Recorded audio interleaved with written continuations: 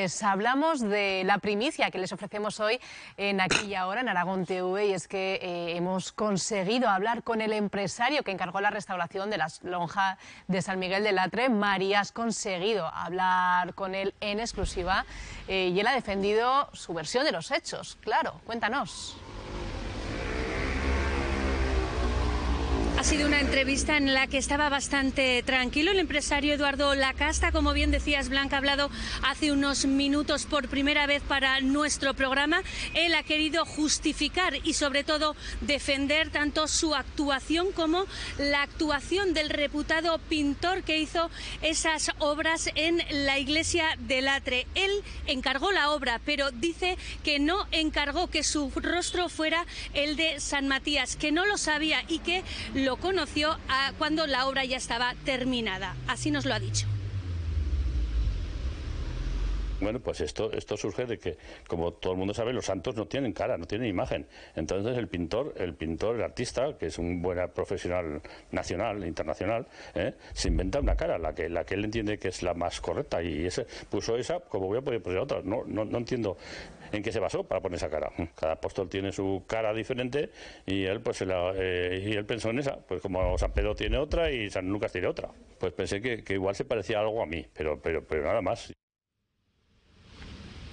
En esta entrevista nos ha dado bastantes detalles sobre esta actuación, como por ejemplo que las pinturas son una copia de la capilla de Santa Orosia en la Catedral de Jaca, que las pinturas están hechas en el porche de la iglesia, que tiene apenas 20 años, y no en la misma iglesia que es patrimonio cultural, y que ese mismo porche el propio empresario aragonés Eduardo Lacasta financió hace unos años cuando estaba totalmente destruido. Estaba tranquilo y defiende que cuenta con el apoyo de bastantes vecinos de la localidad del Atre, que le hacen bastantes llamadas desde estos últimos días. Él dice que le gusta el resultado de cómo ha quedado la obra del pintor, pero que si tiene que quitarla, lo hará, la quitará. Tampoco entendíamos que actuar en un forjado de 20 años de antigüedad era demasiado grave, O sea, forjar hormigón y techo de teja. Con el permiso, con el ok del párroco, pues yo entendí que era suficiente. Bueno, pues este es el testimonio que les podemos ofrecer, son los argumentos que esgrime este empresario de que él no encargó específicamente que plasmaran su cara en San Matías y que no se llevaron a cabo estos trabajos en la zona que era patrimonio, sino en un porche que tan solo tenía 20 años de historia. Vamos a hablar sobre esto, enseguida abrimos debate, que sé que tenéis ganas de opinar, pero vamos a hablar con Chon Hernández. Ella es profesora de Historia del Arte, para tratar de comprender mejor la relevancia o la gravedad de estos hechos. Buenos días. Buenos días, Blanca. Y tratar también de entender afirmaciones como la que acabamos de escuchar, que decía este empresario, quitándonos de si esto es así o no. Los artistas eligen, decía él, la cara con la que representan a los santos. ¿Esto es así históricamente? Es decir, ¿no se basan en nadie? ¿Es alguna invención que queda a cargo del artista? Bueno, no es exactamente así, porque de hecho a lo largo de la historia del arte existe una iconografía muy consolidada sobre qué imagen o qué aspecto deben tener los santos y las figuras sagradas. De hecho, a nadie se le ocurre, o en muy pocas ocasiones, por ejemplo, rostros como el de la Virgen se ha personalizado, y cuando se ha producido ha suscitado un gran escándalo. O sea que, bueno, atendiéndonos un poco a la historia de la tradición y a la historia del arte, hay una iconografía muy consolidada. Yo, claro, si el empresario dice que él no sabía nada, pues claro, no vamos a cuestionar su opinión, pero resulta un poquito extraño, ¿no? Pensar que solamente se ha enterado al final, ¿no? Bueno, no es la primera vez que en Aragón tenemos que hablar de un tema parecido. Tenemos también ahí la referencia que todos hemos hecho inconscientemente con el Exeomo. Este tipo de intervenciones artísticas que no cuentan con un aval o con unas autorizaciones pertinentes, ¿qué gravedad tienen? ¿Pueden generar daños irreparables en el patrimonio? ¿Cómo de graves son, Chon? Bueno, pues pueden ser muy graves, pero fijaros, hay diferentes circunstancias. En este caso sí que se ha puntualizado que la intervención se hace en el porche, no exactamente en la iglesia medieval, pero lo que sí que es cierto es que cualquier actuación en un bien que tiene un valor histórico-artístico, esté protegido o no, porque claro, la declaración como BIC bien de interés cultural, que es la máxima figura de protección legal, implica que hay que solicitar una autorización expresa a la Dirección General de Patrimonio para realizar cualquier actuación dentro o fuera del templo. Entonces decimos, no, en este caso es fuera. La iglesia no estaba declarada BIC y luego comentamos algo al respecto, pero en cualquier caso es un edificio medieval del siglo XII que forma parte del conjunto de la arquitectura interesantísima de las iglesias del Serrablo y por tanto desde luego el obispado de la diócesis de Jaca tenía que haber dado un permiso a esta actuación y además incluso pues, se podía haber puesto en conexión o en conocimiento con la Dirección General de Patrimonio, porque el hecho de que no esté declarado como BIC no quita que si se trata de una iglesia que tiene un valor histórico-artístico hay que tener muchísimo cuidado con cualquier actuación que hagamos, porque pueden ser dañinas o lesivas. Aquí se dice, el pórtico tiene 20 años, bien, pero es que el pórtico está en el entorno, desde luego, y está pegado a esa construcción medieval. Al empresario se le ha podido ocurrir que está muy bien reproducir esas pinturas, pero bueno, habría que solicitar un permiso y un consenso respecto a si están bien o no. A mí me parece que, por fortuna, nos hemos dotado, la sociedad española y aragonesa se ha dotado de unos procedimientos de tutela patrimonial y estos hay que seguirlos, ¿no? Yo creo que eso es lo fundamental. Y llegados a este punto, es decir, las pinturas ya están ahí, hablamos de este caso, hablamos de otros casos que han sucedido, pueden llegar a suceder. ¿Cuál es el proceder que se debería seguir? Porque este empresario decía, bueno, si hay que quitarlo, lo quito. ¿Es tan fácil como eso? Pues mira, depende. En este caso, al ser una pintura que está en una estructura contemporánea, pues es que a lo mejor sí que es sencillo quitarlo, pero yo creo que deberíamos ir a la toma de decisiones. Es decir, aquí quien tiene que hablar es el propietario, tiene que también, me parece, expresar su opinión la Dirección General de Patrimonio. Y luego yo quiero apuntar a algo que ha comentado el propietario, pero que me parece que no se recoge en su opinión, que es la opinión que tiene la comunidad patrimonial. ¿A qué llamamos comunidad patrimonial? Pues es a todo el conjunto de personas que se sienten vinculadas o próximas a un bien cultural. Y en este caso es el pueblo. Y parece que en el pueblo se ha suscitado una polémica. Entonces yo creo también que en lo que son los procesos de tutela del patrimonio hoy, las comunidades patrimoniales tienen que tener una opinión, tienen que ser escuchadas. O sea que yo creo que lo importante, más allá de la decisión final a la que se llegue, y desde luego aquí en este caso lo que hay que celebrar es que la pintura no está dentro del edificio medieval, sino que está fuera. Creo que tienen que hablar y que tienen que producirse una interlocución, un diálogo entre las diferentes personas e instituciones que están implicadas. Y desde luego el pueblo es una de ellas. Son, apuntabas antes a que esta iglesia románica, pese a ser una iglesia románica con valor del siglo XII, no está considerada bien de interés cultural. Tal vez si lo hubiera sido, esto no hubiera ocurrido o hubiera habido otros mecanismos para evitar que se hubiera llegado a este punto.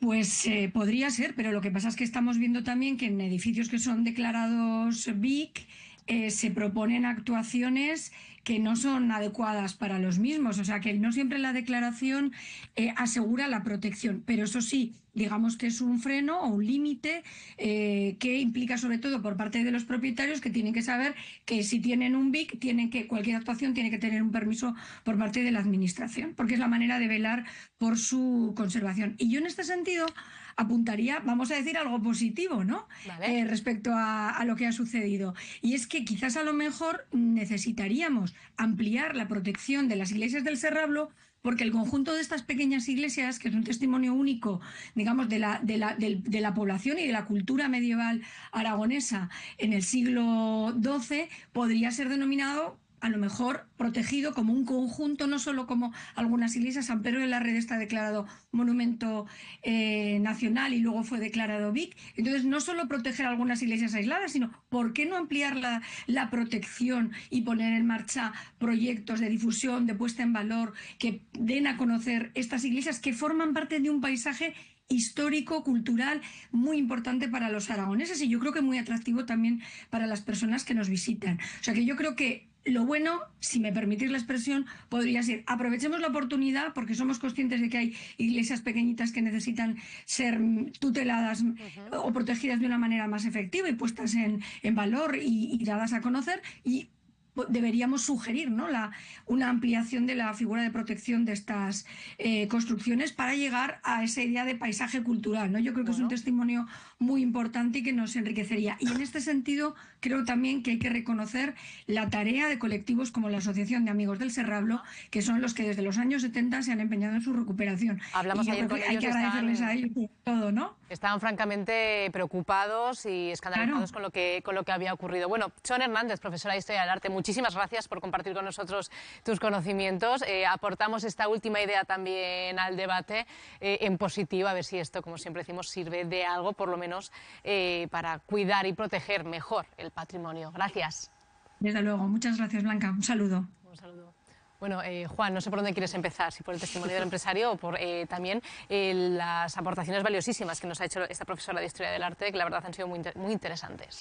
Sí, sobre todo para sacar este tema de su aspecto más frívolo o más chusco y para hablar realmente de lo que supone intervenir, aunque sea en el porche de la iglesia románica del siglo XII, el efecto que tiene, porque cuando un bien se declara de interés cultural no es solo el edificio sino el entorno, porque esa iglesia no está ahí por casualidad, no se construyó ahí por casualidad. Forma además, como ella muy bien explicaba, de un conjunto, el de las iglesias del Serrablo, que son además un ejemplo de arte mozárabe único en Aragón y que merecen un respeto como conjunto. Y cualquier intervención que se haga debe ser consensuada y sobre todo permitida por los expertos. Lo que ha ocurrido es un episodio de opereta y escuchando al responsable de esta actuación, pues todavía a uno le provoca más irritación la frivolidad y el cinismo con el que se refiere a una intervención que se ponga como se ponga es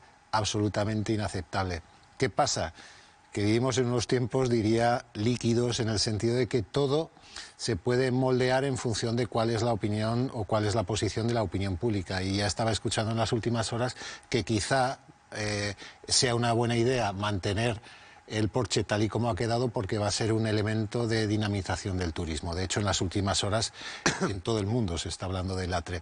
Y eso a mí también me genera cierta inquietud, porque realmente eso hace que lo importante se disuelva a la hora de analizar las cosas. Todo se disuelve en opiniones, en puntos de vista, en reflexiones, en los que lo sustancial pierde peso ante lo que tiene proyección exterior. Y en este caso estamos hablando de eso, como hablamos en el pasado del famoso Ecceomo de Daroca, ¿fue? ¿No? De Borja, perdón.